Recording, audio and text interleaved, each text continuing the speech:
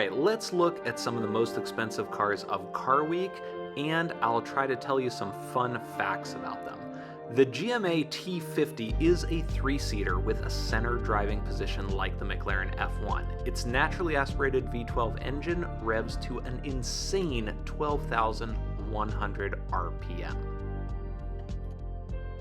Many people don't know this, but the F50 was one of the first cars with a front-end lift kit for speed bumps back in 1995.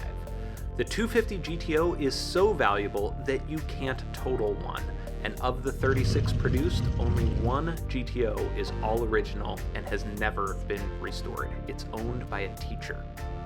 The Lotus Evija is electric and has 2,000 horsepower. Lotus put the battery where the engine should be in order to make it handle like a Lotus.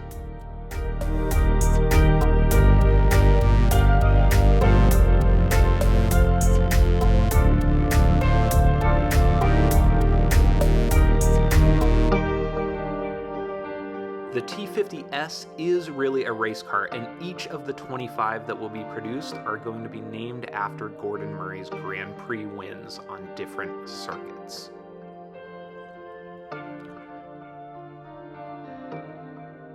The Carrera GT has a gear shifter mounted really high and near the steering wheel. It has a special design because of this position so that in an accident it deforms if your head happens to hit it at high speed.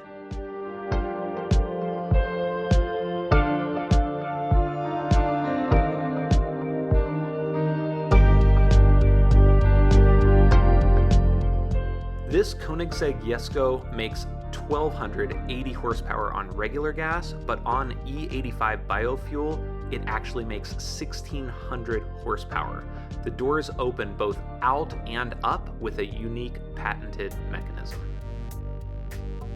These McLarens are both customized by Lansante, which is the company that won the 1995 Le Mans with a McLaren F1.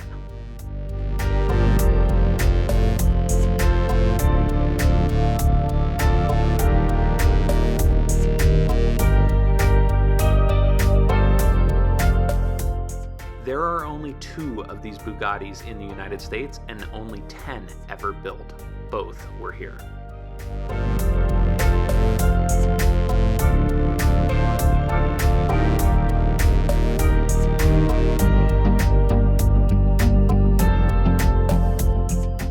The Porsche 959 pioneered a ton of technology back in the late 1980s, and these Canepa versions are even better.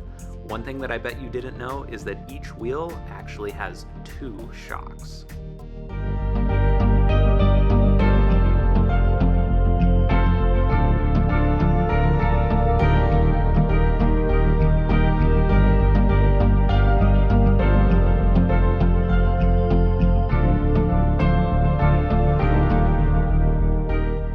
The 1973 Carrera RS came in both lightweight and touring options.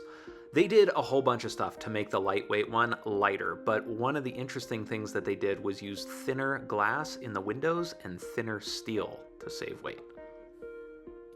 The Gemera is only 2 doors, but it comfortably fits 4 adults. It also only has a 3-cylinder engine, but that engine makes 600 horsepower, and combined with the electric motor, the total output is 1,700 horsepower.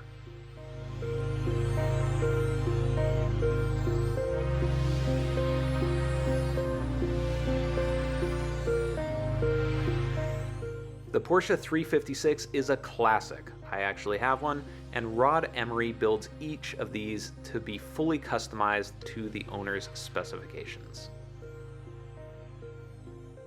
Many people think Roof is a Porsche customizer, but they actually are a manufacturer and have their own VIN numbers. They only made 400 Ferrari Enzos, and the final one was gifted to the Pope.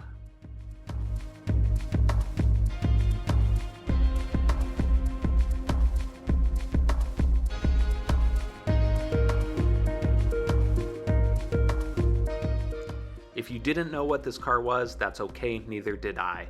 It's called the Apollo Intensa, and it actually uses a Ferrari engine from the F12 model.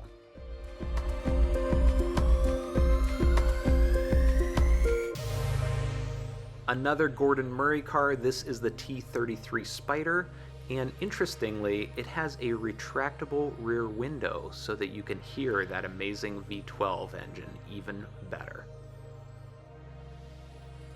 Ferrari never actually raced the F50, but one owner in the UK decided to race his.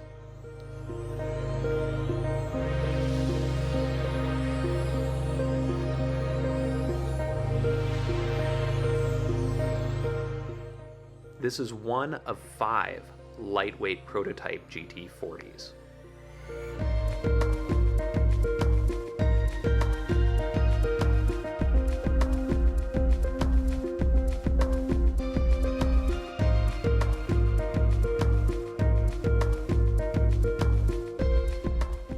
This is one of only 30 Lamborghini Diablo GTRs, and Doug DeMuro actually got to drive one of these.